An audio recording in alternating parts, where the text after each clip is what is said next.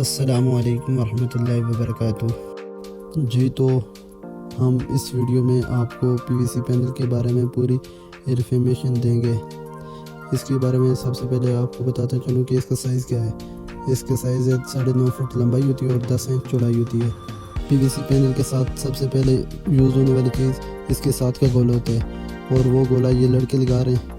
अक्सर लोग ये पूछते रहते हैं कि गोले के अंदर कितनी कीलें लगनी चाहिए। अगर सेम ज़्यादा है तो फिर आप एक गोले के अंदर कम से कम 10 कीलें लगवाएं।